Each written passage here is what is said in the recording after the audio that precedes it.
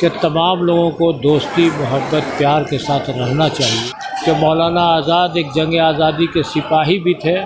मौलाना आज़ाद आज़ादी के बाद जो है हिंदुस्तान के पहले शिक्षा मंत्री बने।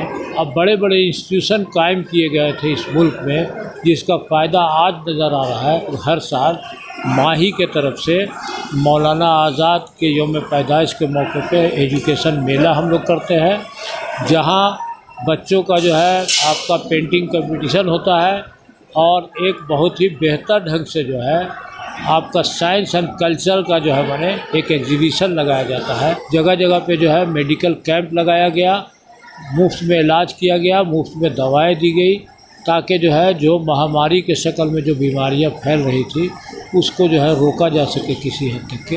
और लगभग 40 स्कूल जो है इसमें शामिल हुए थे, जो अलग अलग इवेंट्स में पार्टिसिपेट किए थे। तो ऐसे स्कूल जो लोग इसमें शमूलियत जिन्होंने अख्तियार की थी, जो शामिल हुए थे इसमें, हम लोग उसका शुक्रिया अदा करेंगे। जो बच्चे इसमें बढ़ चढ़ करके हिस्सा लिए हैं उनका शुक्रिया अदा करेंगे। और ख़ास तौर से पेंटिंग का जो है यूसुफ सर जिस तरह से मदद करते हैं, यूसुफ सर का बहुत बहुत शुक्रिया, स्कूलों का शुक्रिया।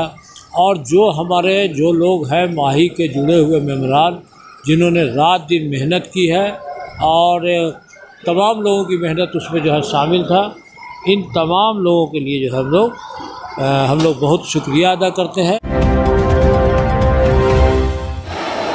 जैसा कि आप सभी को मालूम है कि मौलाना आज़ाद एजुकेशनल एंड कल्चरल प्रोग्राम मेला का आयोजन किया गया था। आज आपको बता दें कि माही के द्वारा जिस तरह से प्रोग्राम आयोजित किए जाते हैं वो काफ़ी तरीके से होते हैं, पूरी मैनेजमेंट जो है एक तरीके से होती है। और आपको बता दें कि पिछले साल की बात ही इस साल भी माही के द्वारा एजुकेशनल मेला का आयोजन किया गया था और राजधानी रांची के विभिन्न स्कूलों के बच्चों ने यहाँ पे पार्टिसिपेट किया। कई सारे क्राफ्ट और कई सारी चीज़ें यहाँ पे देखने को मिली और उन्हें सम्मानित भी करने का काम माही ने किया है। तो हमारे साथ इस वक्त माही के संयोजक हैं, उनसे बात करते हैं कि ये प्रोग्राम कैसा रहा, कितनी स्कूल के बच्चों ने यहाँ पे पार्टिसिपेट किया, किस तरह से लोगों को यहाँ पे सम्मानित करने का काम माही ने किया है। क्या कुछ कहेंगे? आज विभिन्न स्कूलों के बच्चों ने यहाँ पे पार्टिसिपेट किया और हर साल की बात इस साल भी काफ़ी भीड़ देखने को मिली, क्या कुछ कहेंगे इस बार? जैसा कि पता है कि 11 नवंबर मौलाना आज़ाद का यौम पैदाइश है। मौलाना आज़ाद 11 नवंबर 1988 को पैदा हुए थे और जो है 58 साल की उम्र में उनका इंतकाल हो गया था। 22 फरवरी 1958 में उनका इंतकाल हो गया था।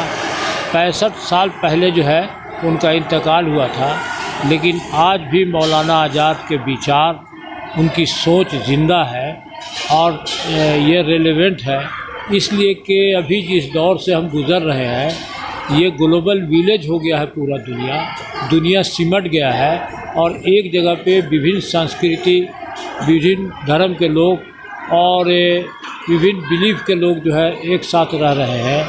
तो उनके बीच का आपसी रिश्ता कैसा हो इस कंपोजिट सोसाइटी में, इसके बारे में मौलाना आज़ाद ने बहुत अच्छे ढंग से अपनी बातों को रखा था। कुरान और हदीस की रोशनी में अपनी बातों को इन्होंने रखा था कि तमाम लोगों को दोस्ती मोहब्बत प्यार के साथ रहना चाहिए। और मज़हब का जो इंटरप्रिटेशन है कि मज़हब जो है आपस में रिश्ते को मजबूत करने का नाम है, नफ़रत फैलाने का नाम नहीं है।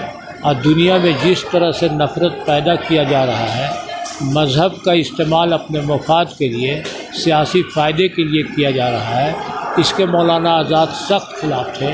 इसलिए हम लोग चाहते हैं कि दुनिया को बेहतर करने के लिए, समाज को जो है खूबसूरत रखने के लिए ये ज़रूरी है कि मौलाना आज़ाद ही नहीं, इनके साथ में जो लोग थे, जो बुज़ुर्गान थे हमारे, उनके विचारों को हम लोग जो है प्रोटेक्ट करें, उनकी हिफाजत करें, लोगों के बीच में जो है उनको फैलाएं, ताकि जो है तमाम चीज़ें बेहतर हो सकें। तो मौलाना आज़ाद को हम लोग को, जैसा आपको पता होगा कि मौलाना आज़ाद एक जंग आज़ादी के सिपाही भी थे।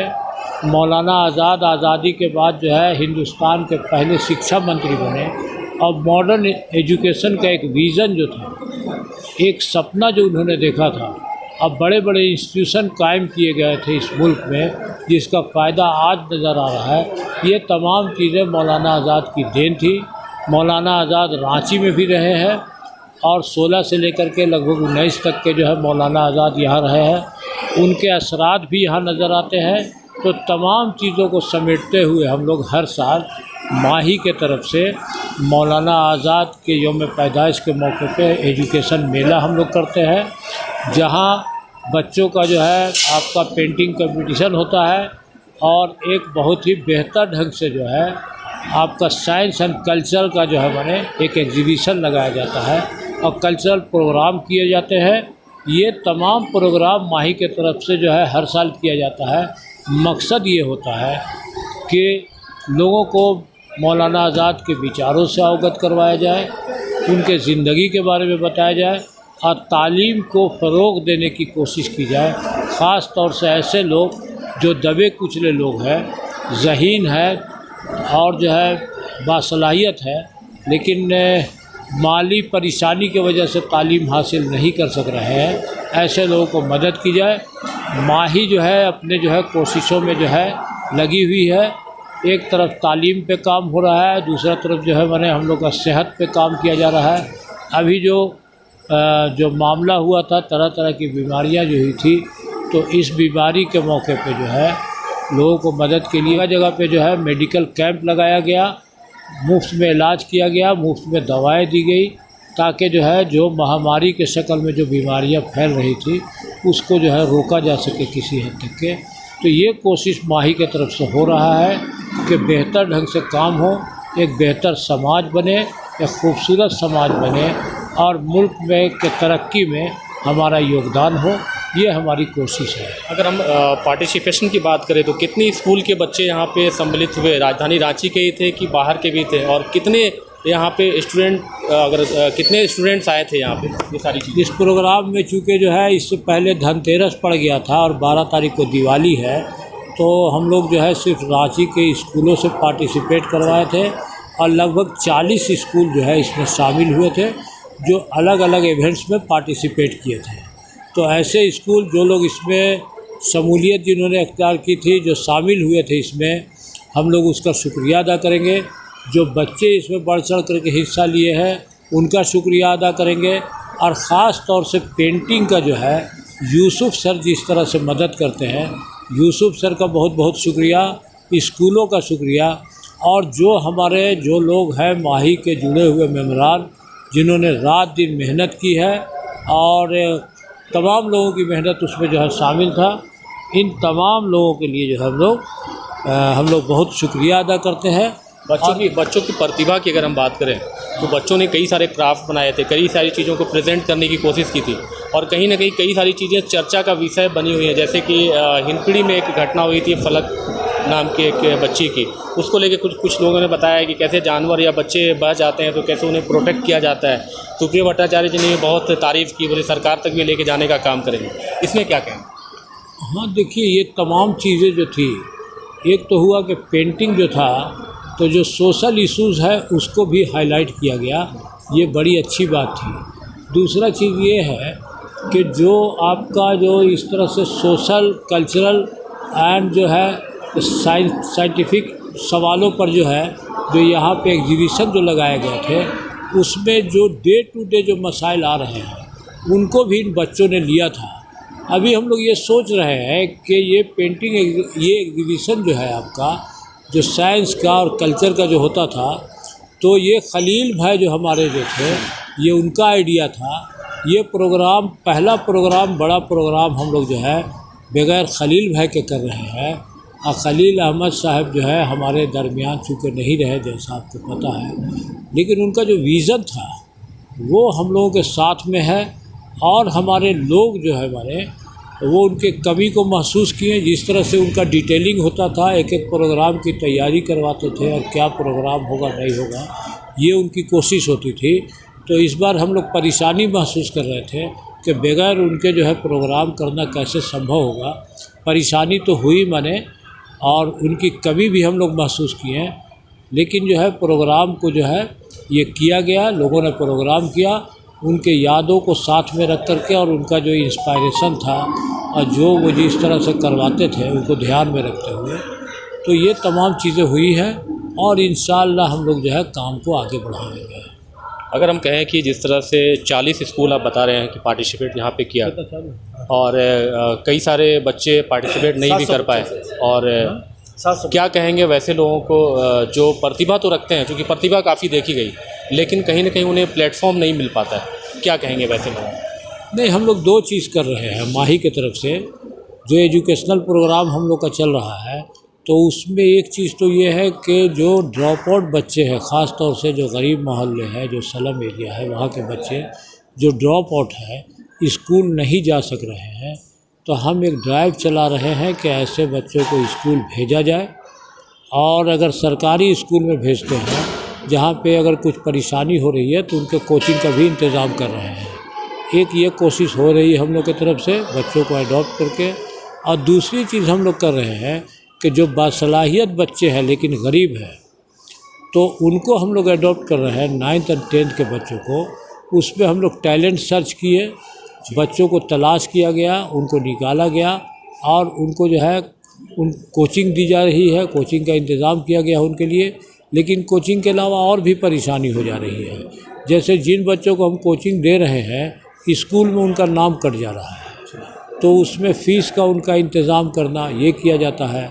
जाड़े में आप देखिएगा कि सूटर की ज़रूरत पड़ती है। बहुत सारे बच्चे जो है 2-2 शर्ट पहन करके आ जाते हैं, इसलिए कि सूटर नहीं होता है, ये जूता नहीं होता है, चप्पल या नंगे पैर जो है जाते हैं, तो उनके लिए जूता का इंतज़ाम किया जाता है। किताबों की कहीं पे समस्या होती है तो उसको देखा जाता है। अजीब अजीब तरह की समस्या होती है। एक बच्ची जो है नामकुम से आती है कोचिंग में और पैदल आती थी, अब उसके लिए साइकिल का इंतज़ाम करना जो है ये करके उसको दिया जाएगा। ये टैलेंटेड बच्चे हैं, अच्छे बच्चे हैं, उनकी मदद की जाए तो ये कौम के लिए असासा साबित होंगे।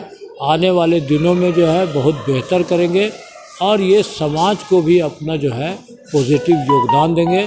इसके लिए हमारी जिम्मेदारी है, ये हमारा जो है माने रिस्पॉन्सिबिलिटी है कि ऐसे बच्चों की हम मदद करें। और ये मदद करने की हम लोग कोशिश कर रहे हैं अपने वसाइल के मुताबिक। इंशाअल्लाह धीरे धीरे हम लोग इसमें आगे बढ़ेंगे। अगर कहा जाए तो माही कई सारे संस्थाओं के साथ मिलकर भी काम करता है। कहीं ना कहीं जो पिछड़े लोग हैं, जो पीछे रह जाते हैं, उन लोगों को कहीं ना कहीं ऊपर लाने का काम माही कर रही है। क्या कहेंगे, ऐसी कई सारी संस्थाएं हैं जो अभी तक आगे नहीं आए हैं, कुछ मैसेज देना चाहें लोगों को? हमको लगता है कि धीरे धीरे जो है काम तो आगे बढ़ रहा है, कई और संस्थाएं काम कर रही हैं। अभी हम लोग का जो डेंगू का जो मसला था और साथ में वायरल फीवर वगैरह बहुत ज़्यादा, मलेरिया टाइफाइड, ये तमाम चीज़ें जो हो रही थी, तो उसमें सैयद मेराज साहब, डॉक्टर सैयद मेराज साहब, डॉक्टर ताबा रिजवी और शकील साहब जो हमारे वॉलंटियर हैं और दूसरे तमाम लोग ये बहुत बढ़ चढ़ करके काम कर रहे थे। और दूसरे संस्थाओं का भी जो है, जैसे गद्दी पंचायत का हम लोग को सहयोग मिला, उसके बाद मिशन स्कूल हिंदपुरी का जो है उनकी मदद मिली और कई जगह पे कई स्कूलों का, कई संस्थाओं का माने हम लोग को सहयोग मिला। इसके वजह से इस काम को हम लोग आगे बढ़ा सके हैं। और हम लोग चाहेंगे कि हम तमाम लोग जो एक मकसद के लिए काम करते हैं, सज्जाद इदरीसी साहब बैठे हुए हैं, ये भी देखिए काम कर रहे हैं, तो हम लोग कोशिश कर रहे हैं कि तमाम लोग मिलजुल करके काम करें और समाज को आगे बढ़ाने में अपनी हिस्सेदारी निभावें। चलिए, बहुत बहुत शुक्रिया। ये हमारे साथ आपने देखा कि इब्रार साहब हमारे साथ थे और माही के संयोजक होने के नाते इन्होंने काफ़ी काम करके दिखाया है। और आपको बता दें कि आज 40 स्कूलों के बच्चे यहाँ पे शामिल हुए थे। सैकड़ों की तादाद में यहाँ पे छात्रों को देखा जा सकता था और जिन लोगों ने अपनी प्रतिभा का परिचय तो सभी ने दिया और कई सारे बच्चों को सम्मानित भी किया गया। और आपको ये भी साथ साथ बता दें कि बच्चों में प्रतिभा कूट कूट कर भरी हुई है। कहीं ना कहीं माही जो है बच्चों में प्रतिभा को बाहर लाने का काम कर रही है। और माही केवल काम नहीं कर रही है, माही और सभी संस्थाओं से जुड़ करके सभी को साथ लेकर के आगे बढ़ने और समाज को आगे बढ़ाने का काम कर रही है। तो फिलहाल देखने वाली बात ये होगी, जिस तरह से माही का कार्य सराहनीय है और हर तरफ राजधानी रांची में इनकी चर्चा है, इनकी तारीफ़ हो रही है। और कहीं ना कहीं छात्रों को कहीं ना कहीं एजुकेशन और हेल्थ के सेगमेंट में लगातार काम कर रही है। आपको बता दें कि अभी कुछ समय पहले जिस तरह से तमाम कई सारी बीमारियां मुआसरे में फैली हुई थी, डेंगू हो, मलेरिया हो और कई सारी चीज़ें थी जिसको लेकर के लगातार कैंप लगाए गए थे। और एजुकेशन और हेल्थ के सेगमेंट में काफ़ी काम माही के द्वारा किया जा रहा है।